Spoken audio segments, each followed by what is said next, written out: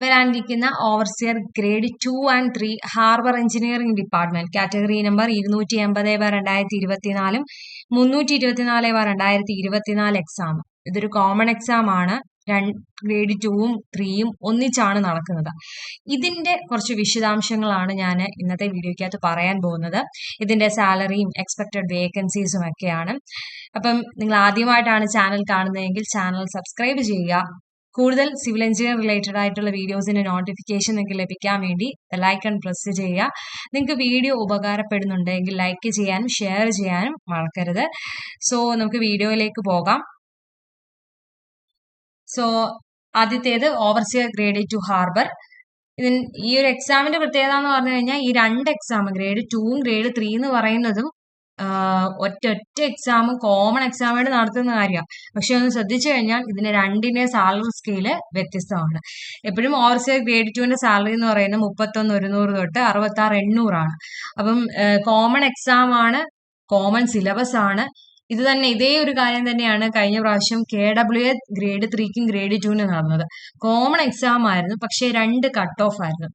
രണ്ട് cut off ആയിരുന്നു. Main ലിസ്റ്റിൽ ഗ്രേഡ് 3ക്ക് കൂടുതൽ ആൾക്കാരെ ഇട്ടു, അതേപോലെ ഗ്രേഡ് 2ന് അതിനേക്കാളും കുറച്ച് ആൾക്കാരെയാണ് ഇട്ടിരുന്നത്. കാരണം നമുക്കറിയാം കോമൺ എക്സാം ആണ്, കോമൺ ആയിട്ടുള്ള ആളുകൾ തന്നെയാണ് ഈ എക്സാമുകൾ അറ്റൻഡ് ചെയ്യുന്നത്. അപ്പം ഈ ഗ്രേഡ് 3യിലുള്ള ആൾക്കാർ എന്തായാലും ഗ്രേഡ് 2വിലുണ്ടാവും. അപ്പം പെട്ടെന്ന് അഡ്വൈസ് ആകുമ്പോൾ ഗ്രേഡ് 2 അഡ്വൈസ് ആകുമ്പം ഗ്രേഡ് 3യിൽ വേക്കൻസീസ് വരും. അങ്ങനെ വരുമ്പോൾ ഗ്രേഡ് 3യിൽ കുറേയേറെ ബൾക്കായിട്ട് എന്ത് ചെയ്യാം, അപ്പോയിന്റ്മെന്റ് നടക്കാൻ തുടങ്ങും. അപ്പം നമ്മൾ എപ്പോഴും ഫോക്കസ് ചെയ്യേണ്ടത് ഗ്രേഡ് കൂടുതലുള്ള പോസ്റ്റിലേക്ക് ആയിരിക്കണം, അല്ലെങ്കിൽ ആ രീതിയിലായിരിക്കണം നിങ്ങൾ പ്രിപ്പറേഷൻ കൊണ്ടുപോകേണ്ടത്. ഇപ്പം നമുക്കറിയാം ബേസിക് പേ എന്ന് പറഞ്ഞാൽ 31,100 തൊട്ട് 66,800. ഞാൻ കഴിഞ്ഞ പ്രാവശ്യം വീഡിയോ PWD ഇറിഗേഷൻ ചെയ്തപ്പോഴും ഇതേ ബേസിക് പേ തന്നെയാണ്. അതിനകത്ത് ഈ പറയുന്ന HRA, DA, CCA ഒക്കെ കൂട്ടി ഒരു 36 സംതിങ് നമുക്കൊരു പേ ആയിട്ട് കിട്ടും. പക്ഷെ അതിനകത്ത് കുറച്ച് പിടുത്തമുണ്ട്, PF, NPS എന്നൊക്കെ പറഞ്ഞിട്ട്.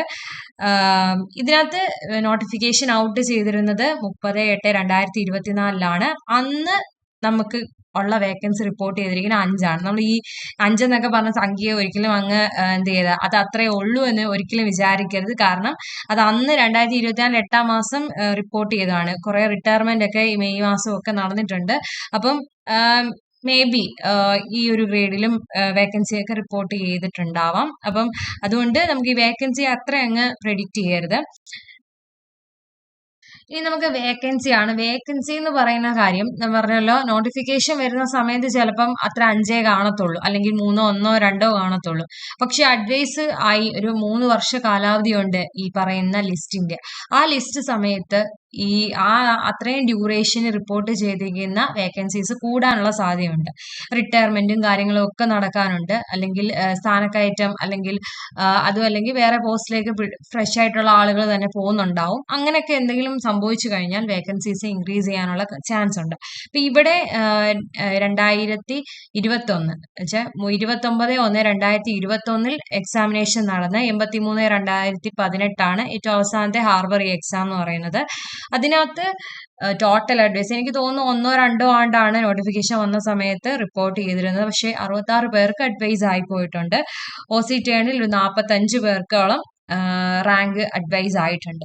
അപ്പൊ ഇതിനകത്ത് നമുക്ക് പറയുമ്പം ഒരിക്കലും വേക്കൻസി റിപ്പോർട്ട് ചെയ്തിരുന്ന സമയത്ത് അത്രേ ഉള്ളൂ എന്നതിന്റെ ബേസിസിൽ ഒരിക്കലും പഠിക്കരുത്. ഇതിന്റെ ഒരു പ്രത്യേകത ഗ്രേഡ് 2ഉം ഗ്രേഡ് 3യും ഒന്നിച്ചാണ്. അപ്പം 2 എക്സാമുകളുണ്ട്, രണ്ടും കോമൺ ആയിട്ടുള്ള ആളുകളായിരിക്കും. സോ നന്നായിട്ട് പ്രിപ്പയർ ചെയ്ത ഗ്രേഡ് 2യിലേക്ക് നമുക്ക് വരാൻ പറ്റും. നല്ല രീതിയിലുള്ള പ്രിപ്പറേഷൻസ് ആവശ്യമാണ്. സോ ഇത്രയാണ് ഗ്രേഡ് 2ന്റെ കാര്യം.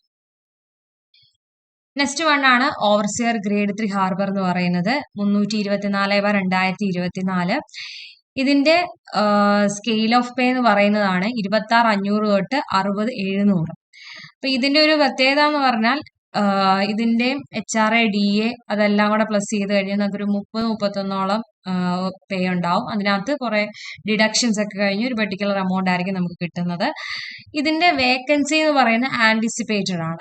ഈ ഗ്രേഡ് 3 ആയതുകൊണ്ടാണ് ഇങ്ങനെ ഒരു ആന്റിസിപ്പേറ്റഡ് എന്ന് സാറിന് കൊടുക്കുന്നത്. കാരണം നമുക്ക് പ്രെഡിക്റ്റ് ചെയ്യാൻ പറ്റത്തില്ല എത്ര വരെ വേക്കൻസീസ് വരാനുണ്ടാവും. കാരണം ഗ്രേഡ് 3 എക്സാമും ഗ്രേഡ് 2 എക്സാമും ഒരുമിച്ചാണ് നിങ്ങൾ നടക്കുന്നത്.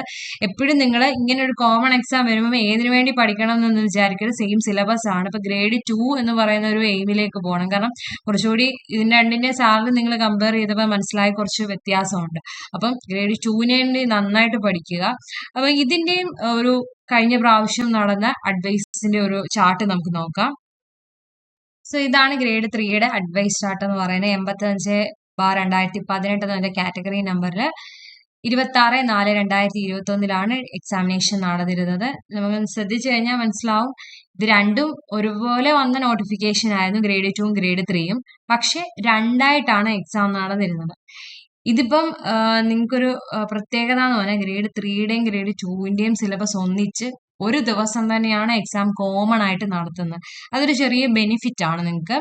കാരണം കോമൺ ആയിട്ടുള്ള ആളുകൾ തന്നെ അങ്ങോട്ടും ഇങ്ങോട്ടും ഷഫിളായി പോകുന്നത് കൊണ്ട് നിങ്ങൾക്ക് കുറച്ചുകൂടി ഓപ്പർച്യൂണിറ്റീസ് ഗ്രേഡ് 3യിൽ കിട്ടും. ഇപ്പൊ ഇവിടെ ശ്രദ്ധിച്ചു കഴിഞ്ഞാൽ ടോട്ടൽ വേക്കൻസി എന്ന് പറയുന്നത് എനിക്ക് തോന്നുന്നു അന്നും ഈ ആന്റിസിപ്പേറ്റഡോ അല്ലെങ്കിൽ 1 or 2 ആയിരിക്കാം കൊടുത്തിരുന്നത്. അപ്പം അങ്ങനെ വരുമ്പോൾ ഇവിടെ അഡ്വൈസ് നോക്കിയാൽ 309 അഡ്വൈസ് ആയിട്ടുള്ളത്. OCTണിൽ 473 പേർക്ക് OCTണിൽ അഡ്വൈസ് ആയിട്ടുണ്ടായിരുന്നു.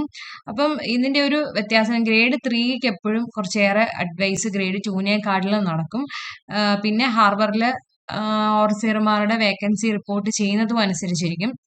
അപ്പൊ ഇതിന്റെ ഒരു പ്രത്യേകത, നിങ്ങൾക്ക് ഈ എക്സാം രണ്ടിനും ഒരേ സിലബസ് ആണ്, സെയിം ആളുകളാണ് പങ്കെടുക്കുന്നത്. അപ്പൊ അങ്ങനെ അതുകൊണ്ട് രണ്ടായിട്ടായിരിക്കും ലിസ്റ്റ് പ്രൊഡ്യൂസ് ചെയ്യുന്നത്. 2 ലിസ്റ്റ് ആയിരിക്കും, 2 കട്ട് ഓഫ് ആയിരിക്കും. എന്തായാലും ഗ്രേഡ് 2ന്റെ കട്ട് ഓഫ് എന്ന് പറയുന്നത് ഒരു ഏറ്റവും കൂടുതലായിട്ട് പോകും. ഗ്രേഡ് 3 മെയിൻ ലിസ്റ്റ് കുറച്ചുകൂടി ഏറെ ആൾക്കാരെ ഇടും. കാരണം ഇവിടുന്ന് കുറെ ഏറെ ആൾക്കാർ അങ്ങോട്ടേക്ക് പോകുന്നത് കൊണ്ട്.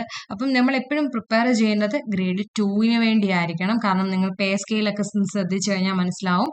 ഈ 3യിൽ നിന്നും 2 ഒക്കെ ആവാൻ ചിലപ്പോൾ 5ഉം 8ഉം വർഷമൊക്കെ എടുക്കും. അപ്പൊ നേരെ അങ്ങ് 2ലേക്ക് എത്തുവാണെങ്കിൽ നമുക്ക് അത്രയും ഇയേഴ്സ് വർക്കിംഗ് നമുക്ക് എന്ത് ചെയ്യാം, ലാഭിക്കാം. പേ സ്കെയിൽ വ്യത്യാസം വരും.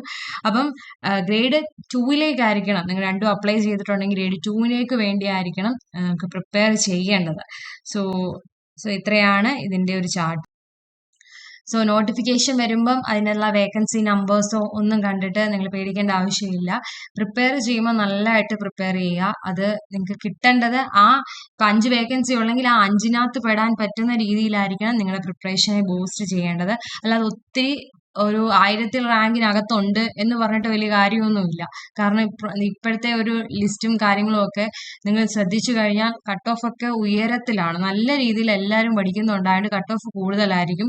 ലിസ്റ്റിൽ എവിടെയോ ഉണ്ടെന്ന് പറഞ്ഞിട്ട് നിങ്ങൾക്ക് ജോലി കിട്ടണമെന്നില്ല. അതുകൊണ്ട് നല്ല രീതിയിൽ പ്രിപ്പയർ ചെയ്ത് റാങ്ക് ഒരു മുകളിലേക്ക് വന്നെങ്കിൽ മാത്രമേ നിങ്ങൾക്ക് ഒരു അപ്പോയിൻമെന്റ് കിട്ടുമെന്ന് തന്നെ നിങ്ങൾക്ക് വിചാരിക്കാൻ കഴിയത്തുള്ളൂ. അപ്പൊ അതുകൊണ്ട് പ്രിപ്പറേഷൻ നന്നായിട്ട് ബൂസ്റ്റ് ചെയ്ത് പോവുക. അല്ലാതെ ലിസ്റ്റിൽ എവിടെയെങ്കിലും പേരുണ്ടല്ലോ ജോലി കിട്ടുമല്ലോ എന്നൊന്നും വിചാരിക്കരുത്.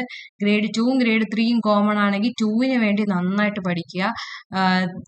എന്തായാലും നല്ലൊരു റാങ്കിൽ എത്തിയാലേ നിങ്ങൾക്ക് ഒരു നല്ല ജോലി പെട്ടെന്ന് തന്നെ കിട്ടത്തുള്ളൂ. അല്ലെങ്കിൽ ഒത്തിരി വെയിറ്റ് ചെയ്യേണ്ടി വരും ജോലി കിട്ടാൻ വേണ്ടി. 3 വർഷ കാലാവധി ഒരു റാങ്കിന്റെ ഉണ്ടെന്ന് പറഞ്ഞ് നിങ്ങൾ വെയിറ്റ് ചെയ്യരുത് ഒരിക്കലും. നല്ല രീതിയിൽ പ്രിപ്പയർ ചെയ്യുക, നല്ല റാങ്കിലേക്ക് എത്തുക. So thank you.